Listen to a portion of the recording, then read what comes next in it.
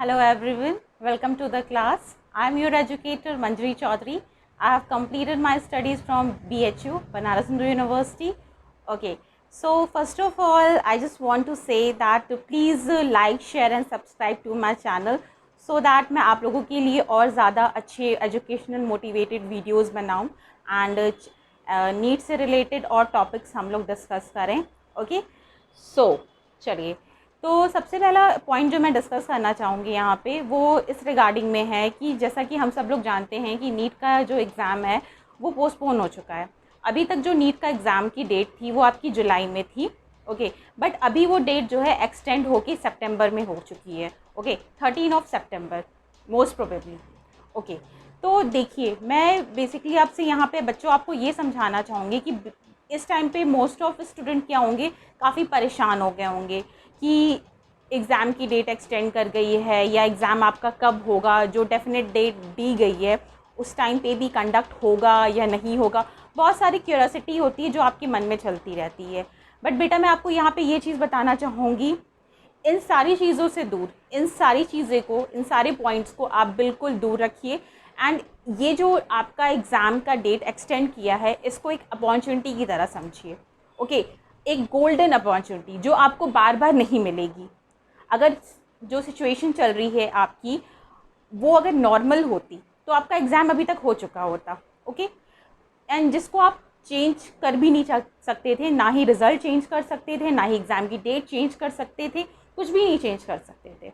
Okay, सो आपको जो date मिली है, जो एक आगे का टाइम मिला है, जो आपको ये ड्यूरेशन मिला है, जो आपको 70 डेज़ एक्स्ट्रा मिले हैं अपनी प्रिपरेशन में, उसको आप फुल यूटिलाइज़ करो. उसको एक बर्डन समझने की बजाय आप ये कंसीडर करो कि ये एक मेरे लिए गोल्डन अपॉर्चुनिटी है.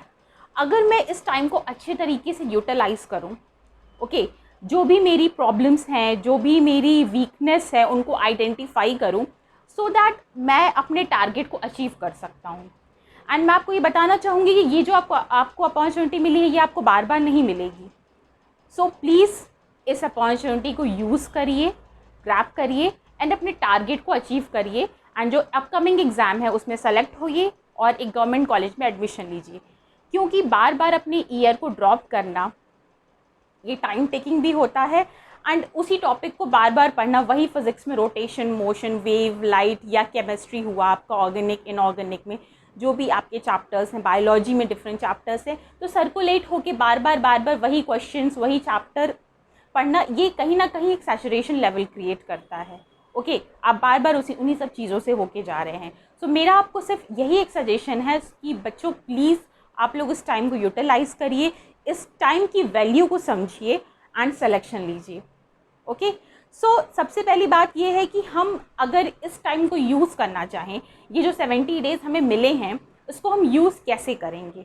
ओके, तो मैं आपको कुछ टिप्स बताऊंगी या कुछ आप समझिए शेड्यूल बताऊंगी. अगर आप इस तरीके से फॉलो अप करते हैं तो डेफिनेटली आपको बहुत ईजी पड़ेगा आपको अपना शेड्यूल तैयार करने में. तो सबसे पहले देखिए क्या करना है आपको कि आप लोग मॉक टेस्ट देते हैं and as we all know कि मॉक टेस्ट देना या मॉक पेपर सॉल्व करना बहुत इंपॉर्टेंट होता है. क्यों? क्योंकि आप जो भी कुछ पढ़ते हो वो आपकी रियलिटी चेक करता है कि आपकी कौन से क्वेश्चंस रॉन्ग हो रहे हैं, कौन से कंसेप्ट रॉन्ग हो रहे हैं, कहाँ पे आप लैग कर रहे हो. ओके, पढ़ने के बाद भी कौन से क्वेश्चन नहीं लग रहे हैं, ये सब इम्पॉर्टेंट होता है. ओके, तो क्रॉस चेक करना भी बहुत इंपॉर्टेंट है. तो सबसे पहली बात क्या है कि मॉक टेस्ट हमें देना है. ओके, अब इसमें क्या है, बच्चे कहेंगे मैम हर रोज़ मॉक टेस्ट दें या हर दूसरे दिन मॉक टेस्ट दें. नहीं, देखिए करना क्या है, आपको मॉक टेस्ट देना है एंड वो मॉक टेस्ट आपका संडे को ही होना चाहिए या वीकडेज में कोई भी दिन आप सेलेक्ट कर सकते हैं, बट वीक में एक टेस्ट इनफ है आपका. ठीक है, अब देखिए दूसरा पॉइंट ये है कि देखिए इस टाइम पे क्या है, आपका पीस ऑफ माइंड होना चाहिए. जो टाइम मिला है okay, it's enough for me. आप पीस ऑफ माइंड से प्रिपरेशन करिए. बिकॉज अगर आपकी ब्रेन में बहुत सारे रैंडमनेस चलेगी तो उथल पुथल चलेगी तो प्रिपरेशन वो आपकी कहीं ना कहीं आपको वो प्रॉब्लमेटिक होगी. ठीक है, नेक्स्ट क्या है बेटा, देखिए प्रैक्टिस, ज़्यादा से ज़्यादा जो है प्रैक्टिस करनी है. Okay, and regularity is most important thing. ऐसा क्यों? ज़्यादा नंबर ऑफ़ प्रॉब्लम को अगर आप सॉल्व करेंगे या ज़्यादा नंबर ऑफ़ क्वेश्चंस को जब आप सॉल्व करेंगे तो इससे सबसे पहली बात तो बेटा ये होता है कि आपका जो कॉन्फिडेंस लेवल है वो बूस्टअप होगा, ठीक है। आपको लगेगा कि हाँ मैंने ये चैप्टर पढ़ा है, मुझसे इसके क्वेश्चन सॉल्व हो रहे हैं, ठीक है। दूसरी चीज़ क्या होती है, प्रैक्टिस करने से जो 3 आवर्स में ही प्रैक्टिस करिएगा, 3 आवर्स में अपने टाइम टेबल को सेट करके, अपनी क्लॉक को सेट करके ही टेस्ट दीजिएगा, ओके। इससे क्या है, टाइम मैनेजमेंट भी आपका चेक होगा कि आपके क्वेश्चन करने की स्पीड क्या है, which is very important, okay. चलिए भाई, रेगुलरिटी की बात कर लें। रेगुलरिटी क्यों, रेगुलर खाना खाते हैं आप, ब्रेकफास्ट करते हैं, ऐसा भी कोई दिन जिस दिन आप स्किप करते हो? नहीं, ऐसा बिल्कुल नहीं करते हैं भाई। खाना नहीं खाएंगे तो काम कैसे करेंगे? ठीक उसी तरह से बेटा, ऐसा नहीं है कि अगर मैंने आज आपसे बोला तो आप बहुत मोटिवेटेड हो गए और आज जाके 10-12 घंटे पढ़ाई कर ली एंड फिर कल से कि भाई मैंने आज बहुत पढ़ लिया अब आगे नहीं होगा। नहीं, एक रेगुलर पैटर्न, एक रेगुलरिटी किसी भी काम को करने के लिए बहुत इंपॉर्टेंट होती है, ओके। तो रेगुलरिटी मेंटेन रखनी है पढ़ने के लिए, ठीक है। नेक्स्ट पॉइंट क्या है आपका बेटा, ये एक मैजिक बुक है। इसको आप ऐसा भी कह सकते हैं कि एनसीईआरटी जो है एक मैजिक बुक है। मैजिक बुक क्यों है भाई? मैजिक बुक इसलिए है बिकॉज एनसीईआरटी को बिना पढ़े हुए, मैनी टाइम्स पढ़े हुए, 1 2 3 मल्टीपल टाइम्स बिना पढ़े हुए पेपर नीट का नहीं क्रैक होगा। ये बात को बिल्कुल ध्यान में रखिए। मैंने अपने प्रीवियस वीडियोस में भी इसकी इंपॉर्टेंस आपको समझाई है। जो बच्चे इसको लाइटली लेते हैं और एनसीईआरटी देख को छोड़ के बाहर की चीज़ों पे ही फोकस करते हैं, उन्हें बहुत डिफ़िकल्टी होती है, पेपर क्रैक करना बहुत डिफ़िकल्ट हो जाता है। तो एनसीईआरटी तो समझ लीजिए एक मैजिक बुक है जिसको आपको बार बार रिपीटेड वे में पढ़ते जाना है, एक एक पॉइंट उसका, एक एक हेडलाइन उसकी, ओके बिल्कुल। और एक एक जो भी क्वेश्चन है, सब्जेक्टिव है, ऑब्जेक्टिव है, what ever will be the question, okay, multiple time उसकी स्टडी करनी है, ओके। चलिए नेक्स्ट क्या है, जैसा कि हम लोग देख चुके थे, रियलिटी टेस्ट करनी है वीकेंड टेस्ट के थ्रू। जो पढ़ा है कितना क्वेश्चन सॉल्व हो रहा है, ओके, कहाँ गलत कर रहे हो। गलती जानना बहुत इंपॉर्टेंट है। अंधों की तरह पढ़ने की कोई ज़रूरत नहीं कि आप पढ़े जा रहे हो और पता ही नहीं चल रहा है कि भाई क्वेश्चन आ रहा है और मैं कहाँ गलत कर रहा हूँ, ओके। सो क्या है, वही प्रोबेबिलिटी बनी होती है एग्ज़ाम में भी क्वेश्चन को गलत करने की। तो ये नहीं करना है बिल्कुल भी। टाइम टू टाइम अपने आप को इवेल्युएट करना है, अपने आप को जानना है कि आप कहाँ पे गलत कर रहे हो, और उस पॉइंट को आइडेंटिफाई करके, चाहे वो फिजिक्स हो, केमिस्ट्री हो, बायोलॉजी हो, any subject, okay, any topic, okay, उसको आइडेंटिफाई करना है और उस चैप्टर को अच्छे से पढ़ना है एंड फिर उसके क्वेश्चंस को करना है, सो दैट वो क्वेश्चन नेक्स्ट टाइम आए तो आप फिर से वो गलती ना करो। क्लियर? चलिए नेक्स्ट देखिए कि फिनिश द सिलेबस ऑनेस्टली। इसका क्या मतलब है भाई? क्यों सिलेबस कंप्लीट करना क्यों इम्पॉर्टेंट है? देखिए बच्चे क्या कहते हैं, मैम हमने कई बार इसको पढ़ लिया बट क्वेश्चन नहीं बन रहा है।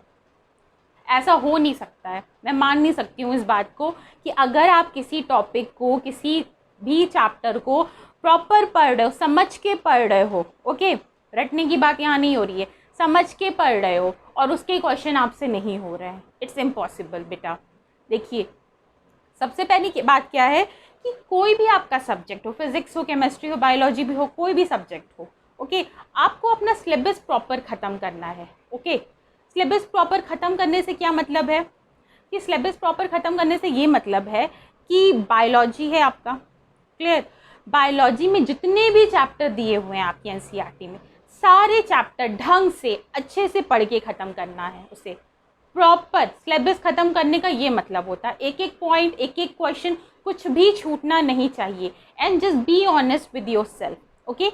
आप अपने आप से ऑनेस्ट होना बहुत इंपॉर्टेंट होता है, ओके। आपको पता है कि आप क्या कर रहे हो, सही कर रहे हो, गलत कर रहे हो, ये गलत ट्रैक पकड़ा है आपने पढ़ने में या सही ट्रैक पकड़ा है, ये आप ज़्यादा अच्छा बता सकते हो, मैं भी नहीं उतना आपको बता सकती हूँ, बिकॉज सो दैट आप अपने आप से एटलीस्ट अपने आप से ऑनेस्ट रहिए प्रिपरेशन के फेज़ में, okay.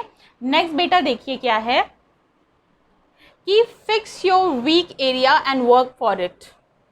What it does mean, जो भी आपकी प्रॉब्लम है, चाहे वो बायोलॉजी में कोई आप क्वेश्चन गलत कर रहे हो या कोई वीक एरिया है, कोई चैप्टर है आपको समझ में नहीं आ रहा है, उनको आइडेंटिफाई करिए।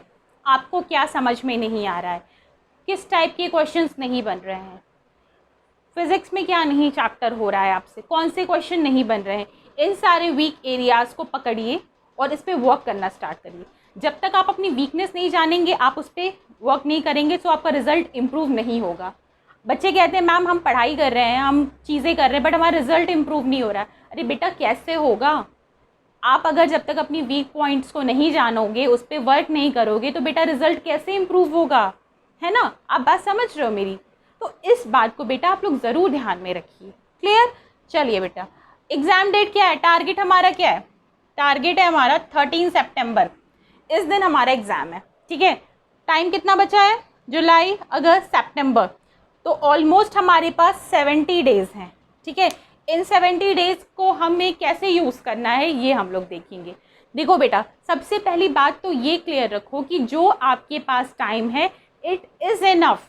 ओके, इस टाइम पे पैनिक करने से बहुत अच्छा है, पैनिक करके अपना टाइम वेस्ट करने से अच्छा है कि आप उस पर वर्क करो। ओके, तो आपका रिजल्ट 100% इम्प्रूव कर जाएगा। बट अगर आप पैनिक करके घबराओगे कि कैसे होगा क्या होगा, तो सिचुएशंस और भी ज़्यादा ख़राब हो जाएगी। ठीक है, और ये जो सिचुएशन अभी चल रही है आपके एग्जामिनेशन डेट से अकॉर्डिंग चेंजेबल जो भी आपकी चीज़ें हो रही हैं, वो बेटा बहुत ज़्यादा डायनामिक सिचुएशन है। Okay, I know it's not static, and इसमें कंसंट्रेट करना ही आपके लिए सबसे बड़ा टास्क है। जो बच्चे इस टाइम पे कंसंट्रेट कर लेंगे वही जो है अच्छा परफॉर्म करेंगे। तो आपको बिल्कुल अपने माइंड को काम रख के स्टैटिक होके फोकस होके पढ़ना है, फोकस रहना है, डिस्ट्रैक्ट बिल्कुल भी नहीं होना है। करना है मीन्स करना है, पेपर है, दिन पता है, मुझे अपने हिसाब से करना है। ओके, डिस्ट्रैक्ट होने की कोई ज़रूरत नहीं है। चलिए, तो अगस्त है, सितंबर है, जुलाई है, ये 70 डेज़ है। इसको ये समझना है कि भाई मेरा ये गोल्डन अपॉर्चुनिटी है, मुझे इसके बाद ये मौका नहीं मिलेगा, इसके बाद ये मौका, ये बात आप बिल्कुल अपने माइंड में सेट कर लो कि मेरा ये लास्ट अटेम्प्ट है, मुझे इसके बाद मौका नहीं मिलेगा। एंड जो मौका मुझे मिल रहा है, जो अपॉर्चुनिटी मुझे मिल रही है, मैं उसे छोड़ूंगा नहीं, मैं उसे लेके ही रहूँगा। ठीक है, जिद बना लो अपने आप से एंड बिल्कुल 100% फोकस हो जाओ। अभी बहुत टाइम है, आराम से कर लोगे आप। ठीक है, देखिए बेटा, यहाँ पे कुछ पॉइंट मैंने किया है जो कि आपको जानना बहुत ज़रूरी है। देखो, bio, chemistry and physics 3 paper होते हैं आपके। ओके, इन तीनों से रिलेटेड क्वेश्चन आते हैं। एंड देखो बेटा, सबसे पहली प्रायोरिटी पे क्या होना चाहिए? बायो होना चाहिए, बिकॉज बायो की जो वेटेज होती है वो सबसे ज़्यादा होती है। क्लियर? जैसा कि हम लोग जानते हैं 360 का पेपर होता है। एंड बेटा, अगर आप बायो में कम स्कोर कर रहे हो, 200 के अप्रॉक्स कर रहे हो, तो आपको वर्क करने की ज़रूरत है बहुत ज़्यादा, बिकॉज बायो में कम स्कोर करके फिज़िक्स और केमिस्ट्री से आप सिलेक्शन नहीं ले सकते हो। फिज़िक्स और केमिस्ट्री सिर्फ आपको हेल्प करेंगे आपकी रैंक इम्प्रूव करने में, सिलेक्शन में नहीं। ठीक है, तो एटलीस्ट टारगेट करो, जो भी बच्चे बायो कमज़ोर है आपकी, टारगेट करो कि आपको 320 330 तो लाना ही लाना है। सबसे प्रायोरिटी पे ये रखो बायोलॉजी को। ठीक है, दूसरी पॉइंट क्या है बेटा कि बायो में कोई भी चैप्टर मत छोड़ के जाना। बायो में कोई चैप्टर छोड़ना, अपने इसको अब स्कोर को कम करना, अपने सिलेक्शन से उतना ही पीछे हो जाना। ठीक है, अब देखिए फॉर एग्जांपल मैं आपसे एक बहुत सिंपल सी बात बता रही हूँ, बहुत सिंपल सी बात है कि देखो, बायो को अगर आप पढ़ोगे, जितना टाइम आप उसको दे रहे हो, अगर मैंने फिजिक्स का आपको कोई क्वेश्चन दे दिया, आप मुझे एक बात बताओ, अगर आपने पढ़ा है तो आप इजीली किसके क्वेश्चंस लगा लोगे? ऑफ कोर्स बायोलॉजी के। ठीक है, क्यों? क्योंकि फिजिक्स में कहीं ना कहीं अगर आप क्वेश्चन को थोड़ा सा टिल्ट किया, ओके, या नॉर्मल पैटर्न पे क्वेश्चन है, इजी क्वेश्चन आप कर ले जाओगे। ठीक है, बट अगर वो थोड़ा सा टफ किया, आपको घुमाया, आपका दिमाग घूमेगा। ठीक है, एंड 100% गारंटी भी नहीं कि आप उससे सही क्वेश्चन करके आओगे। तो बायो में अगर आप पढ़ के जा रहे हो तो ये बात से कॉन्फिडेंट रहना, स्कोर हाई होगा, एंड बिना बायो के स्कोर के आपके लिए प्रॉब्लम होगा। ठीक है, पेपर लेंथी हो जाएगा। सेकेंड प्रायोरिटी क्या होनी चाहिए? केमिस्ट्री। केमिस्ट्री में आपको ऑर्गेनिक है, इनऑर्गेनिक है, फिजिकल है, तीनों है। Organic, inorganic, physical. पहले ऑर्गेनिक खत्म करो, फिर इनऑर्गेनिक, देन फिजिकल। इस ऑर्डर में पढ़िए आप। ठीक है, एंड कम से कम 140 टू 150 का स्कोर आपको करना ही है। बाकी बचा हुआ स्कोर हम किससे लेंगे? फिजिक्स से लेंगे। ठीक है, बेटा अगर इसमें नंबर कम आ रहे हैं तो फिजिक्स सिलेक्शन नहीं कराएगा, ये बात याद रखिएगा। Priority, second priority, third priority, ठीक है ना। तो इस पे पहले 320 से 330 पे आओ सबसे पहले, ठीक है। फिर इसका इतना नंबर 150 के अप्रॉक्स इसमें स्कोर करो, then after that physics, okay. इसको इग्नोर करके यहाँ तक मत पहुँचो, बल्कि इसे साथ में लेके, केमिस्ट्री साथ में लेके, देन फिजिक्स, ओके। इस छोटी सी बात को समझने की कोशिश करो, ठीक है। दूसरी चीज़ क्या है, एटलीस्ट आप 590 to 600 लाएंगे तो आप सेफ जोन में, मतलब अगर आपका इतना नंबर आ रहा है तो ठीक है, आप एक गवर्नमेंट कॉलेज में आपका सिलेक्शन हो जाएगा, कट ऑफ क्लियर हो जाएगी, ओके। बट प्रियोरिटी से पढ़िए, कोई भी चैप्टर छोड़ के बायो में मत जाइए, हर एक चैप्टर को पढ़िए, ओके।